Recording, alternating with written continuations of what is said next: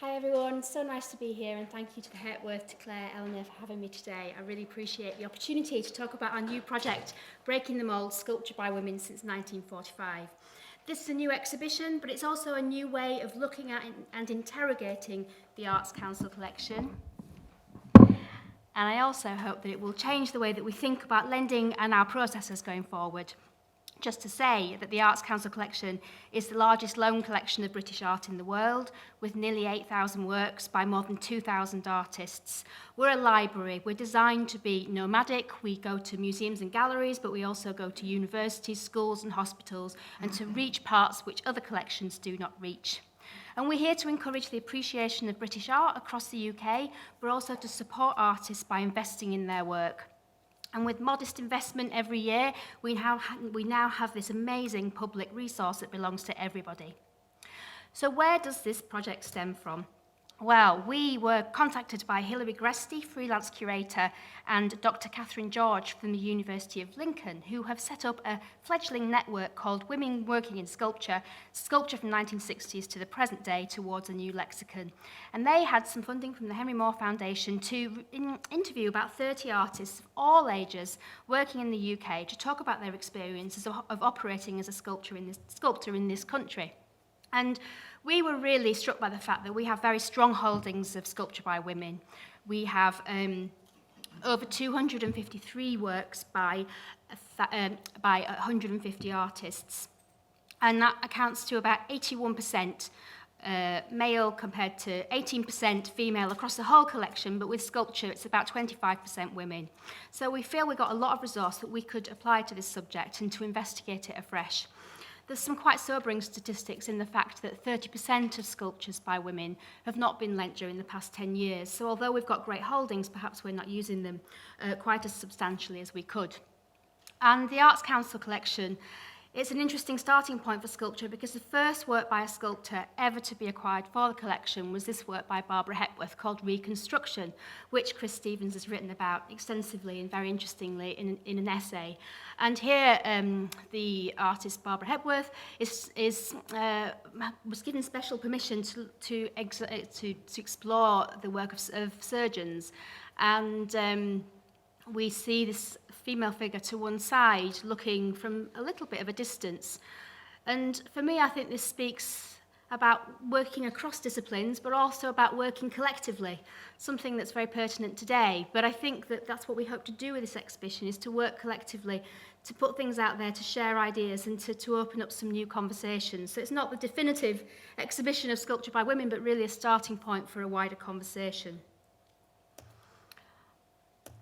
I think there are some really good news stories coming out of the collection in recent years. So, for example, in 2018 to 2019, the entire external panel for buying works of art for the collection was entirely female. But I also think you have to be quite cautious about some good news stories sometimes and to delve underneath the surface when you look at the glass ceiling as your eye casts further down the list within the institutions that we're talking about here. Also in 2018 to 19, more work by women than men was acquired for the first time in our history. So there are definitely developments happening in this area. We've also been working hard to address gaps in recent years, such as Margaret Organ. We featured her work in Making It, our exhibition exploring sculpture from the 1980s in Britain. And although her work was entirely destroyed, she was able to work with us to remake this piece, Loop, from 1978 very faithfully.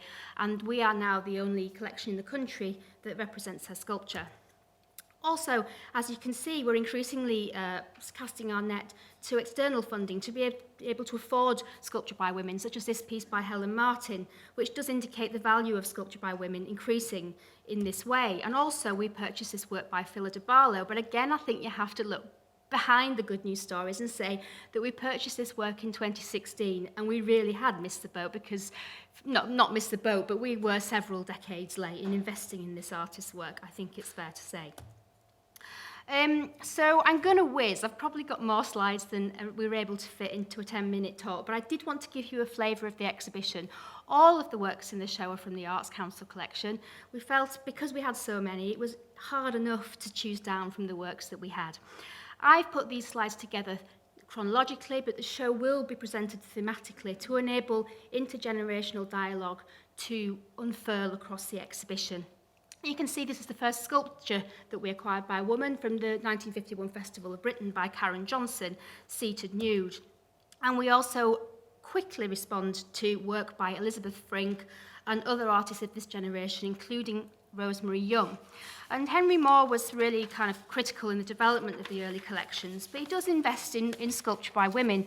And I think that a lot of these artists were really trying to build their careers, but often through male association. So Rosemary Young was the partner of Reg Butler, and although she had very early success, she eventually gave over her entire career to supporting his. And she said there was always a strong demand on me to help. He couldn't work with assistants, and the only person that's ever worked with him all the way through. I mean, I was in an incredibly privileged position to be able to be that person, but it became, that was my role. So there was no space to suddenly say, I'm going to make a sculpture. And anyway, it had just disappeared. Anthea Alley, she was the wife of Ronald Alley, very senior at the Tate. And this is not to berate these artists' work, but to say that it was not just that they needed to be operating as a sculptor, but also to have this wider male connection or network to enable them a foothold into the sphere. Barbara Hepworth, we have a work by this wonderful work called Icon of 1957, and also Spring, which Laura Davis shared yesterday, being restrung.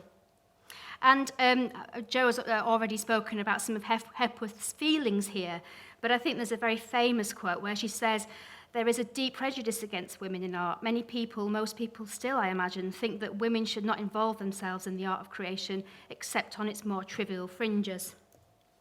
And we hope to show here major figures, but also lesser-known names whose work has become obscured over time. And this is not to say that we even have much research on these artists. This is opening it up so that we can start thinking about these artists in more detail. And as we go into the 1960s, I think we see something quite interesting in that artists are starting to fight back. So this is a work by Jan Haworth called Calendula's Cloak, and she said, of her experiences at the Slade, the assumption was that the girls were there to keep the boys happy. The tutor prefaced that by saying it wasn't necessary for them to look at the portfolios of the female students, they just needed to look at their photos.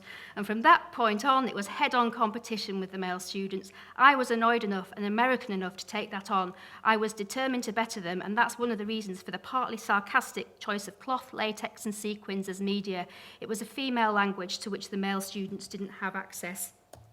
So the show touches on the ways in which artists have deliberately used feminine materials, techniques, or colours in their work, but also to really celebrate the fact that the artists have continued to work with a whole range of other industrial materials and on a large scale as well, such as this piece by Wendy Taylor, which hasn't been out for many years, but was looking super in Longside Gallery recently for its moment of being rephotographed.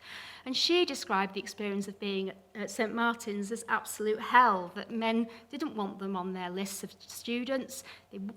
Fellow students wouldn't share their tools with women, and they had to fight even to get metal to work with. So I think there's a whole subject around the experience of women in art school that has been explored so far, but actually there's more that can be brought out here. But also women in this time, 1970s, it's a pretty grim time for the Arts Council collection. Statistically, across the decade, we acquire 6 sculptures by women. And when you look at the list of people buying and the list of sculptures coming into the collection, it's men from a certain demographic buying work by men from a certain demographic. The lessons of feminism take a lot longer in terms of their impact on the shape of the Arts Council collection. I think a lot of artists at this time are so sick of the institutional biases that start to work outside of the gallery, working on public sculpture projects such as Wendy Taylor and Lillian Lynn. I think we see a sea change around 1980, 1981, and I can only say that this comes about through a diversification of the workforce. Suddenly, the Arts Council collection starts to open up the people that start to choose which works come into the collection. So in the 1980s, we've got Shiraze Hushiari, Sonia Boyce, Lynn Cook, Sheila Wakely, a whole range of voices shaping and making the collection into something else, a much more positive and diverse representation of artists working in this country. And they invest fairly early on, 1981, in Mary Kelly's postpartum document, which gives a theoretical proof of the possibility that women can operate as artists and parents. And I think that there is an extremely rich and fertile area to be considered in terms of the relationship between sculpture and becoming a mother. I'd like to just read out this quote by Phillida Barlow.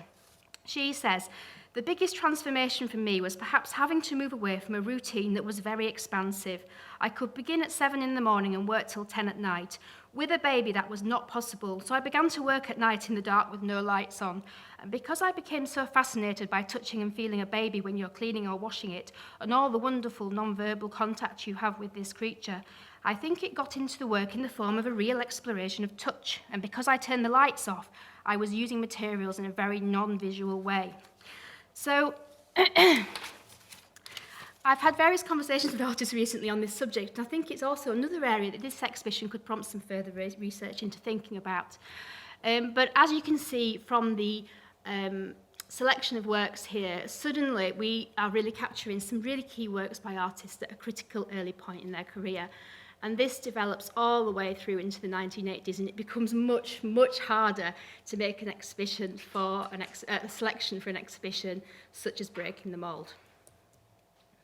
Some of these works, like these pieces by Sakari Douglas Gamp, again, haven't been out for a very long time, but the Arts Council was deliberately working to increase diversity across its collection throughout the 1980s.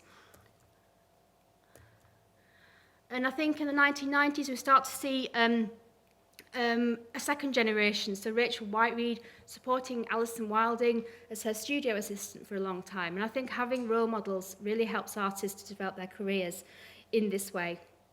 And also I think minimalism and post-minimalism does create a lot of neutral space really for women to operate and to shed some of those sort of macho narratives around welding in previous generations.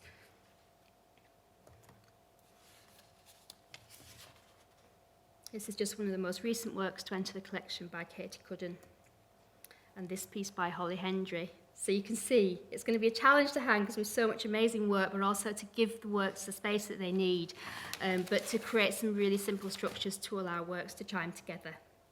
So the exhibition will tour to 5 venues nationally. I'm really delighted that we've had such a strong response to this exhibition, and we've tried to work with venues in a really open way to work with venues to shape the content in a way that we haven't done before. So this has been quite an exploratory exhibition on various different levels, but the show will launch alongside Gallery Yorkshire Sculpture Park, hopefully at the beginning of April.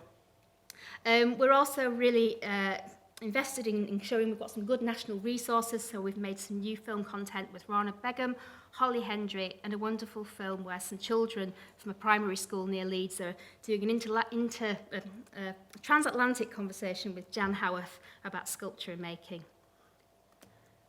And finally, I hope that this show will not just be a show that happens and then ends, but actually it will inform all our thinking about who we lend, who selects our exhibitions, and how we move forward. So I hope that although we've only been able to show 50 works in this exhibition, we will also ensure that more of that collection is seen through our lending strategies nationally to schools, universities, and hospitals. And also thinking about our legacy. There's some great headlines in our current ways of working, but actually, are they cemented in our policy? Is there more that we can do? What other research can we do into our holdings? Because certainly I know that there are many gaps at the moment. And we hope to have a conference at the University of Nottingham in early summer 2021. So I do hope that some of you will be able to join us for that. Thank you very much.